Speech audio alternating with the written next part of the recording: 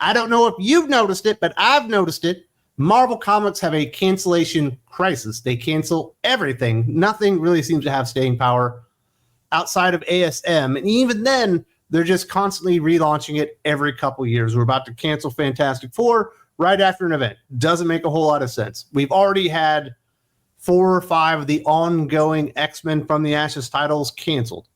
And we actually had just another one canceled very, very early on. But it's not just like peripheral titles like NYX or something stupid like X Factor that are getting canceled and all this stuff. It's actually some of the heavy hitters. Like the death of Marvel Comics is speeding up every time they tell their fans, do not believe in us. When we tell you there's an ongoing, we don't mean it. That is likely not going to be the case. And we got another big reminder this week. Not only are they canceling everything, but this stupid thing that they've doubled, tripled down on now, where they're going to make replacements or at least variants of the hero that are more diverse and skew towards younger readers, has failed outright. Marvel has once again canceled a book featuring one of its most iconic and bankable characters, Deadpool. Despite still being a recognizable pillar of pop culture and merchandising juggernaut, Deadpool 15 will mark the end of the current series just as it hits Legacy issue 350. Rather than course correct with stronger storytelling or a fresh direction, Marvel is doing what it always does when things stagnate, pulling the plug and slapping a number 1 on something else. And this will be the second, third time in a row that Deadpool has been canceled and rebooted in very short order.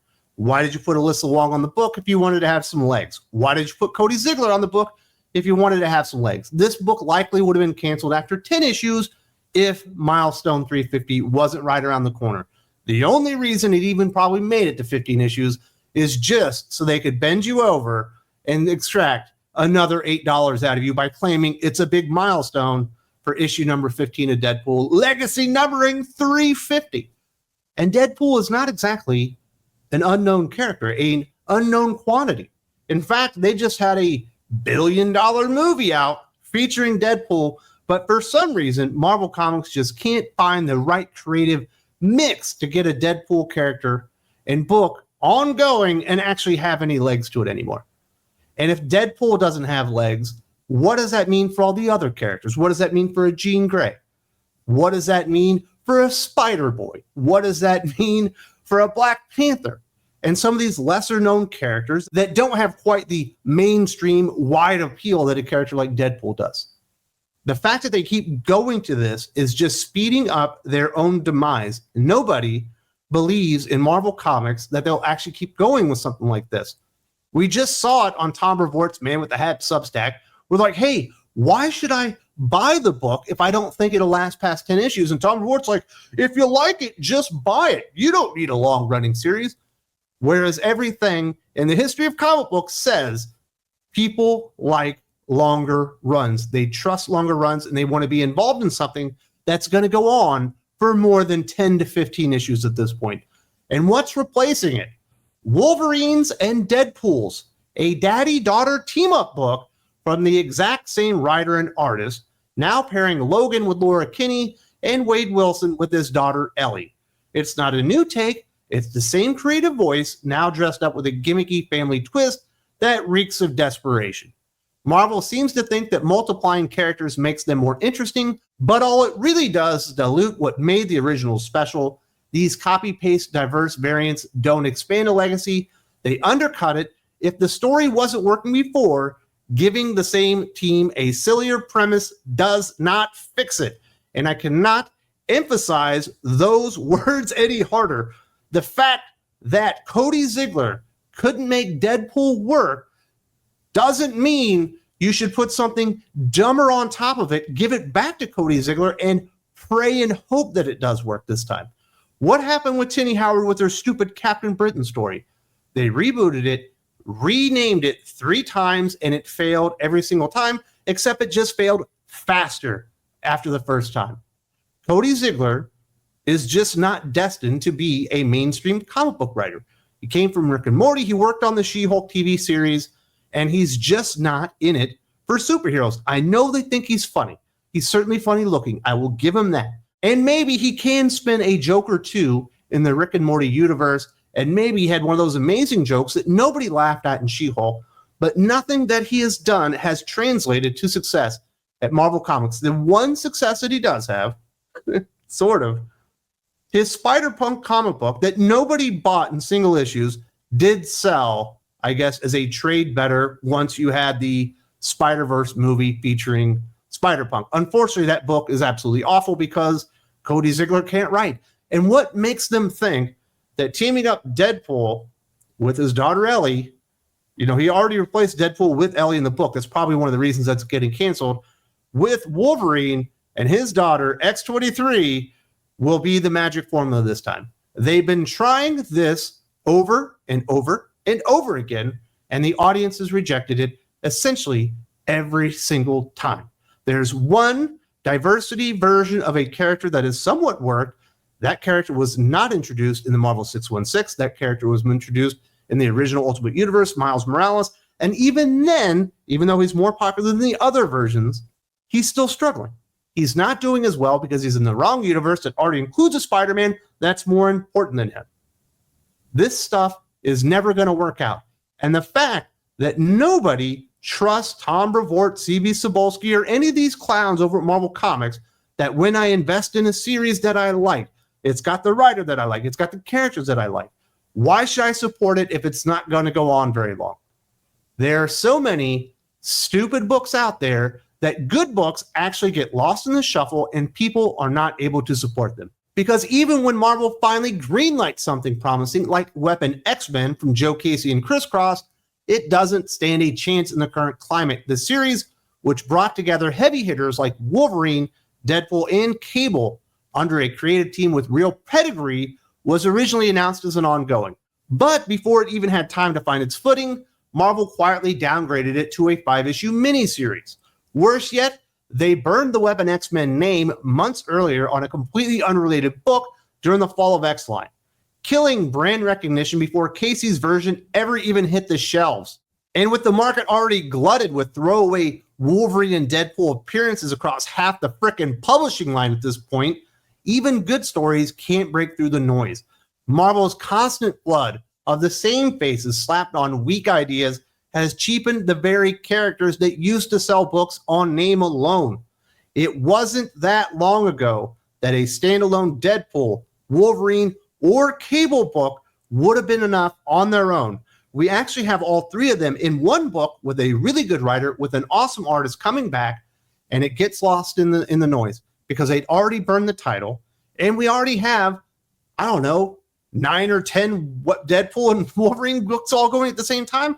And it certainly didn't help that Wolverine Revenge, Deadpool and Wolverine Slash 'em Up, and I think there was another book out there, all essentially have the exact same premise as what Joe Casey had already pitched long before those books were ever even planned. They watered down his idea, and now we're not getting Weapon X-Men, which of all those books is easily the very best one of them. All the other ones are going to go on longer, but because this one came out like the last, we're not going to get a good book. This was the best or the second best from the Ashes X-Men book there was. It's right up there with Cable, Love, and Chrome. One of those two is the best, and the other one's the second best. And it has no legs, and it's prematurely canceled after 2 issues, despite having a pretty damn cool team, really good concept, great creative team, because nobody trusts Marvel anymore. And they keep burning through Deadpool and Wolverine books like it's not even funny. The book never even stood a chance. It was literally sabotaged when they stole his fucking title and threw it on another completely unrelated book for no reason whatsoever. It's absolutely ridiculous that this is happening right now. This book should have some legs. But why would you trust Marvel Comics? Why would you want to buy into the concept? You know they're just going to cancel it. If they didn't cancel it at 5 issues, and it fucking sucks that it got canceled at 5 issues, they were just going to cancel it at 10 issues. It doesn't really matter at this point. In fact, at this point, they know this stuff is all a problem. They're pre-canceling books featuring stupid ideas that they're throwing into this stupid Wolverines and Deadpool's book. Marvel has quietly pulled the plug on its planned Young Avengers revival. And it's no surprise why. The team lineup, like so many modern Marvel attempts, was shaping up to be nothing more than a diversity bingo roster of replacement characters legacy versions, alt versions, and identity swaps of already established heroes. It's the same formula that's failed over and over again. And Marvel clearly knew it wasn't going to resonate. So they pre-canceled the project before it even hit shelves. They can't engineer cultural impact in a lab, and Marvel keep proving they've forgotten how to create characters that people actually care about. And all along the way, they're not only destroying or not giving these new characters a chance, they're destroying the original characters by watering them down, by diluting them, by flooding the shelves with a bunch of different characters with the exact same name, all going on at the same time. They were smart enough not to even produce the stupid Young Avengers book that they promised last year. That was smart business. They need to be doing more stuff like that because they know this strategy does not work. How many times does it need to fail? How many times does the cancellation window need to get shorter and shorter for Marvel Comics management to realize this is not the lifeline they thought it was? This is not the engagement to that younger new audience that they thought it was. The way to get that younger new audience is to write good comic books that have longevity, featuring the best damn heroes Marvel Comics have. And they do have the most awareness of all of their heroes. More awareness than DC, more awareness than manga books out there, because they do have all the movies and video games and the animated versions of all this stuff, and they've wasted all of it because they wanted to put out the message. We got to get more diverse. We got to get these freaking diversity bingo characters out there and make sure that we have one thing of everything that represents everybody out there. And there's no room for good books anymore.